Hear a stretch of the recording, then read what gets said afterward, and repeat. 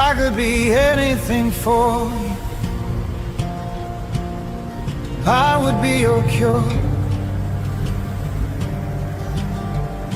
I'd pour light into your wounds to soak their poison into the potions of love, into the golden and smoldering potion of love. So help has arrived. We're very grateful. And as their darkness drained, I would tear apart your cage,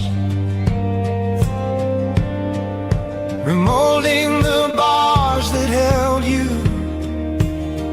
into your destined wings,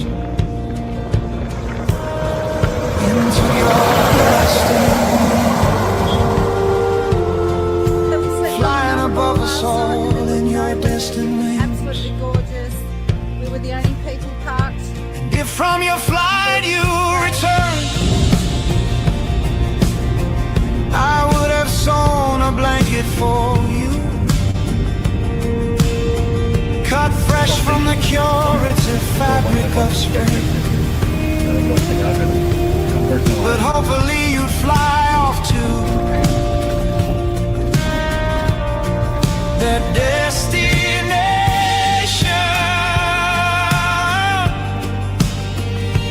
you were born with,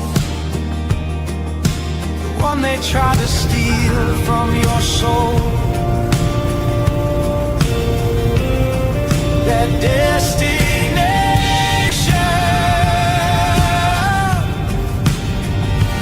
you were born with, the one they tried to steal from your soul.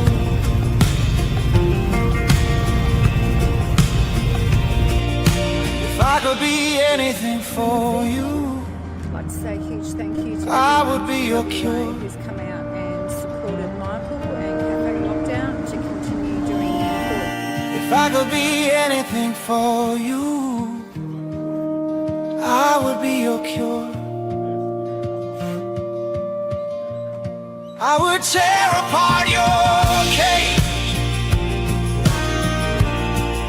remolding the bars that held you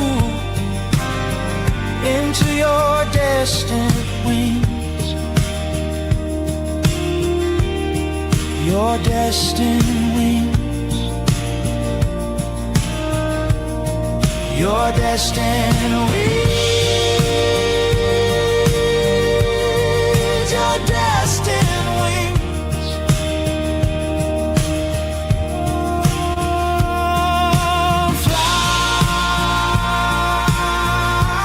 Fly, just fly. Realize all that is holding you down. The concepts. If I could be anything for you, if I could be anything, I would be your cure. I would be your cure. I would be your cure.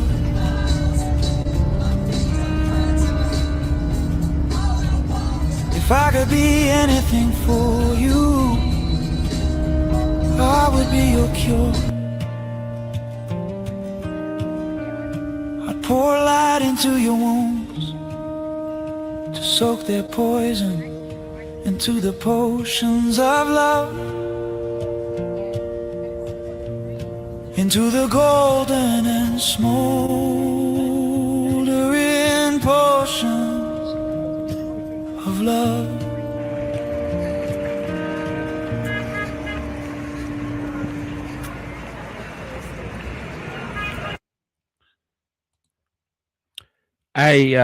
About a year ago, this is a special show. It's a calling for help, actually.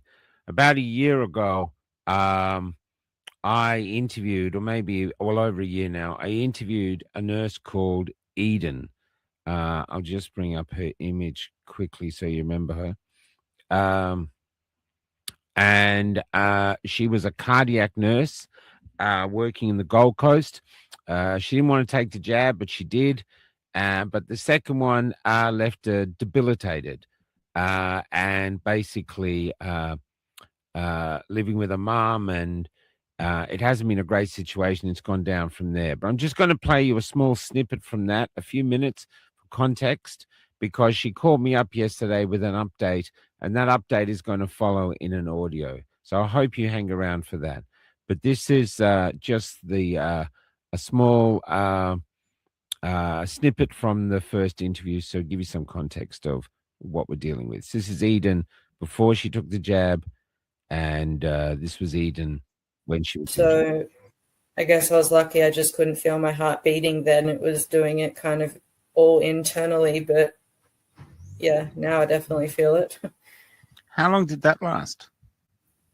What? Sorry, Your heart, your reaction to the first vaccine, racing heart and weakness. How long did that last? Had it gone by the time you were due for your second?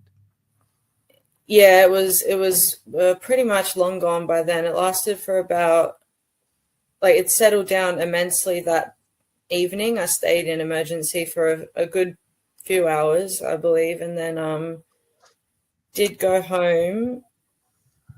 Then yeah, I felt off for a few days after, but I guess by the end of a week, maybe a week and a half, like I don't remember exactly because it's so long ago now, and the brain fog and everything kind of affects my memory a little bit. But yeah, didn't last for too long, unless I just couldn't feel what was going on with my heart at the time. But it was definitely worse after the second one. That's when everything. So the second one, I take it for granted you were not looking forward to the second one.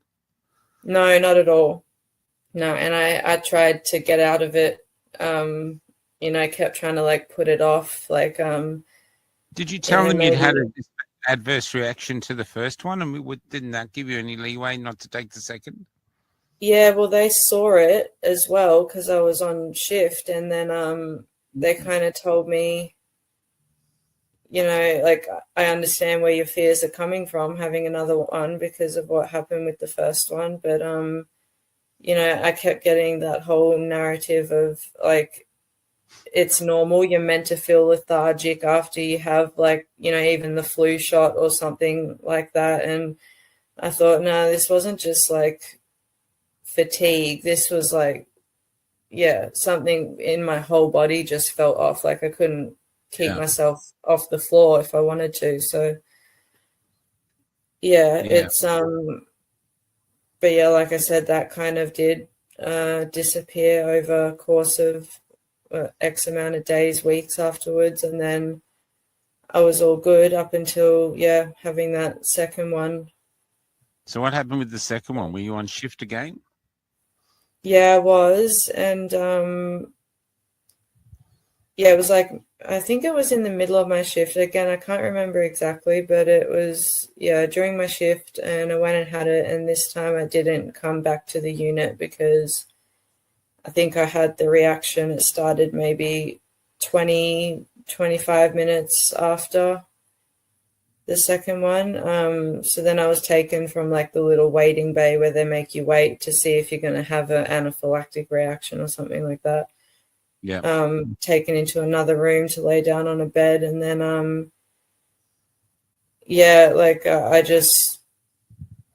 I didn't really know what was happening. Like, my brain had just gone to total mashed potatoes. It was just, I remember them asking me, like, how'd you get here today? And I didn't know whether, like, I always drove. Like there was never really another way that I got to work. I always drove, and I was just like, I could have caught the tram or I could have driven. Like, I'm not really sure. But a lot of that's a blur. A lot of it's a blur until we fast forward down to when I was actually in the emergency department. And then I remember being quite, aggressive toward the staff, like, really. And that's not really how you want to behave in your workplace. So I don't really know where that came from. I just couldn't think straight, couldn't. So it was out of character for you? Yeah, very out of character. It wasn't, like obviously we can all get angry over something, but this was like full on aggression, like Yeah. to the point where they like alerted security to stand kind of around my bed. Oh, my And Lord. I yeah, think very maybe you're a bit mortifying. pissed off because you knew something was going to happen, and now here you were. Yeah, I was a bit annoyed because I think I remember saying that to them too. Like, I told you guys I didn't want to have it. The length of the shift was too long, so I had to try and cut those back down as short as I can. So I got them down to 6 hours, and I think I was just doing 2 days a week. And then, like, just slowly I've become someone who's just bedbound, and not like the only time I get out of bed is to go to medical appointments. So you spend your And life in bed. yeah, every single day, unless I've got a medical appointment that can't be done via telehealth. I'm in this exact area I'm in right now with my pillows and my. It's just, yeah, it's no life to live. It's really not. So that was from the first interview. I did ask for follow-up interviews, but she declined really. So I just let it be. Even Hoodie and everyone reached out, trying to reach out to her, but she didn't want the help. I think she's proud. But last night I got a text from her, and she's in a desperate situation. I don't know what's going on with her family, but her brother and her mother, basically, it seemed to be a big fight. She's been beaten up, and she was in hospital uh, or on her way to hospital when she called me. She's living in crisis accommodation, but she has to be evicted today. And apparently, there's blood on the.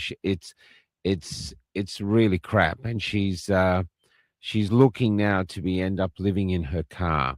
Now, my thing is, I'm going to play the audio in a sec. My thing is, she was a cardiac nurse. Now, nurses, good nurses, are nurses because they're called to do it, and we know that. And yet, we tell our nurses, for the privilege of looking after us, we want you to take all these vaccinations, even if you don't want to take them. You have to take them to look after us. Well, she did that. She did what we wanted her to do. And now she's been severely injured by it, debilitated, really. And she's on a downward spiral. And from what you hear in this interview or this phone call, very few people seem to care. The state simply does not care. And I feel that it's now incumbent upon us to care, as we're the last line of hope for her. So she needs a lot of help. You're in the show notes, you'll see it. She's in the Toowoomba area, so anywhere in that whole area, right down the Gold Coast, she needs somewhere to recuperate and just somewhere to maybe get her life back together as much as she can, or get her heart issues dealt with, or maybe just deal with the reality that this is going to be her life for as long as she lives. Who knows how long that will be? But this is real. This is happening now. She's not alone. It's happening all across Australia. I've interviewed them. Rosemary Marshall has interviewed them. And these people are real. And they're of a class now that I call the forgotten class. We don't want to know. And, well, here she is. She's a beautiful young woman. She was a dedicated nurse. There's probably lots of people out there she's helped. And now she needs our help. So this is the audio recording, the phone call I did last night. I wanted her to come on to do an interview, but she's just not well enough for that. So here we go. Tell us again what's going on. You've been beaten up by your brother. Is that correct? Yeah, my mother and my brother on the 18th, and now I'm in DV crisis accommodation, but they're kicking me out at tomorrow at 10 a.m. At 10 a.m. and you've got nowhere else to go. No, they pretty much told me that yeah, I'd have to pay for my own motel or find my own accommodation. Oh my God. So you do. So you have to pay for your own accommodation. Now, I'm just going back to those who don't know, because I've got the interview we can put up. But you used to be a nurse and you've been vax injured. Is that correct? Yeah, I was a nurse for 11 years. Yeah, and you've been vax injured by the, and you've just been going down ever since from that vax injury. Yeah, Pfizer vaccine. Yeah, the Pfizer vaccine, and what things are you been suffering from the vaccine? Just before we get to that, just so people can get an idea. It's mostly cardiac related, but there's neurological issues as well. Yeah, and you can't actually, you're not able, because you don't have much energy, do you? Because it's been making you fatigued and everything like that. Is that correct? Yeah, I'm pretty much bedbound except for getting up to go to the bathroom and everything. But at the moment, after the assault, I'm pretty much stuck in bed, alone in this room. So now you're in a DV crisis center. You said there's blood on the floor and stuff like this or something? There's blood on the bed sheets, and like every time I walk on the floor, my feet end up black, and the walls are all yellow with some type of substance on them. Like, it's absolutely filthy, which I'm still grateful that they've housed me somewhere that's away from them, but I'm only 5 minutes down the road from my abusers at the moment. So there's okay. So and I apologize. I can't no, help that's okay. the emotions because the no That's okay. sleeping and the no eating for 12 days is So you really haven't. started. So just saying you haven't been eating. I haven't had any solid food for about 12 days. Wow. And especially with the pots. That's incredibly dangerous. Yeah. And so you haven't been eating for 12 days, and they're about to kick you out because they've got nowhere else to put you, and so you've got to find accommodation by yourself. And that right now, as we're talking, you're about to call a hospital because you said you think your hip's broken. Yeah, I'm pretty sure it's either broken or there's a soft tissue injury, something like that. And now you're a nurse, so you'd know these things, correct? Yeah. Yeah.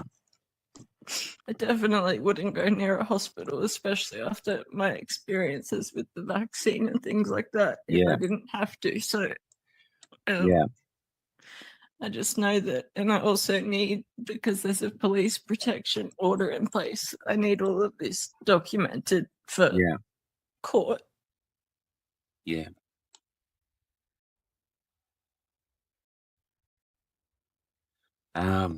Wow. Okay, so I'm going to put this out to the community. What area are you in? You don't have to tell us your address, just what area. You're in the Gold Coast?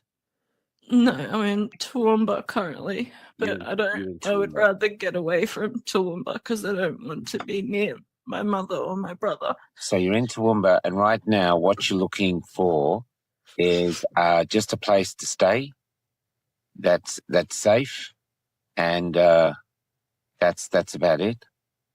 Yeah, a place to stay. And obviously I survive off disability, and after I pay all my bills and everything like that, I'm not left with a lot of money. So if I could afford accommodation myself, that is obviously what I would prefer to do, but I know that's not an option right now.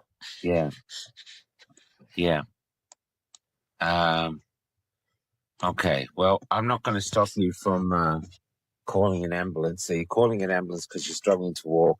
You're in DV accommodation. They're about to kick you out, and you need real help. I'm going to put this together with the photos tonight and put it up as soon as I can and find the other image I have of you. I want you to stay in touch, okay? Yeah, I'll do my best. Just stay in touch, even just with text, okay? Because and obviously I'm not the kind of person that accepts help very often, but I know. Obviously I'm desperate at the moment. So I'm not sure what else there is to do, but I guess step number one is to get the medical care so I can like finally eat and sleep and get my hip looked at. Yeah. Yeah, that's what you should do. That's really what you should do. All right. Okay, Eden. I'm going to get you to call a hospital now and call the ambulance and go there. And I'm going to get this ready to put out. Okay, so you stay in touch. All right. Oh, well, thank you very much. I appreciate it. No worries. Okay, you stay in touch and we'll see what we can do. Okay. I'm just going to press. Thank you. It's okay. I'm going to stop recording it. Okay, and we'll be in touch.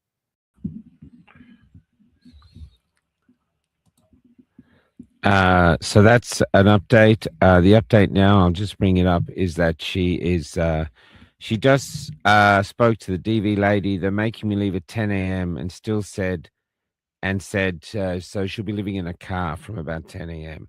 So I'm trying to see if I can afford to pay for one night here on my own. If not, I'll be in the car, and that's it. So this is where she is for now. I'm going to pay for the hotel room for tonight. But if you're in the Toowoomba area or anywhere around there, and maybe you've got a spare room or something, she's done a lot for the community and she needs help. I understand it's a lot to ask, but here we are. I think this comes down to defining who we are as a people, really. Our people are suffering. I know everyone's struggling, but our people are suffering through no fault of their own. This is the fault of the government who's pushed this upon us, and the health industry that just ignores it. It's a mad time. So if you can help, let us know. Contact us at michael@cafelockdown.com. michael@cafelockdown.com. Take care.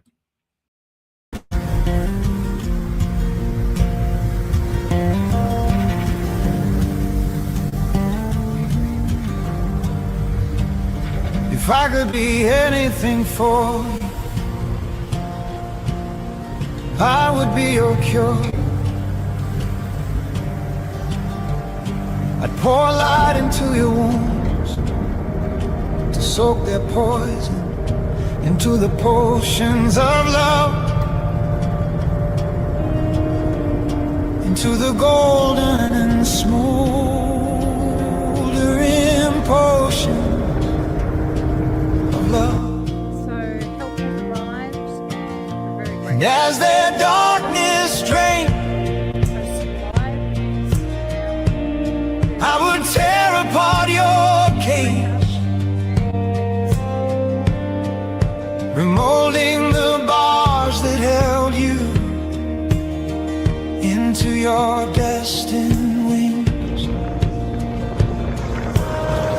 into your destined wings, flying above us all in your destined wings. Absolutely gorgeous. We were the only people parked. If from your flight you return,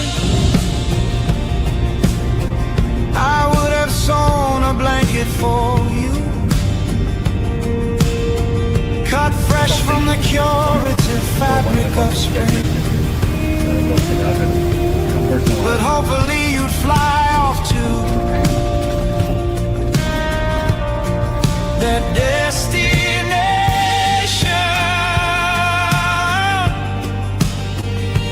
you were born with,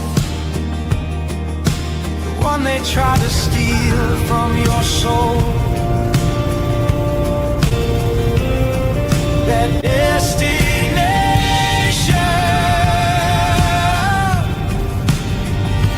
you were born with, the one they tried to steal from your soul.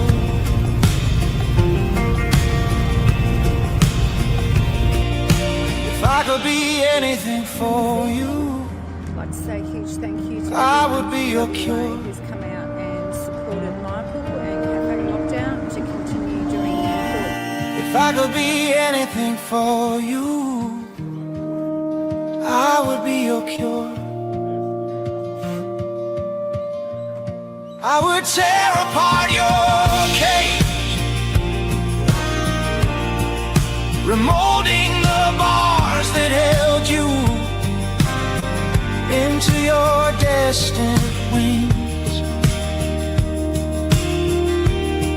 your destined wings, your destined wings, your destined wings.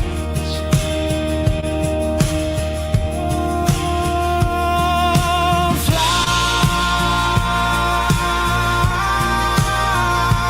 just fly. Realize all that is holding you down.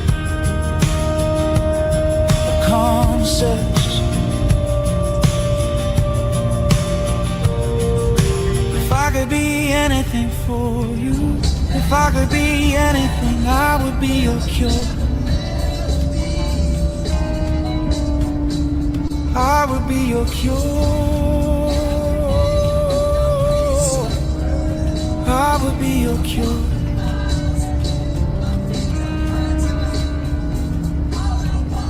If I could be anything for you, I would be your cure. I'd pour light into your wounds to soak their poison into the potions of love, into the golden and smoke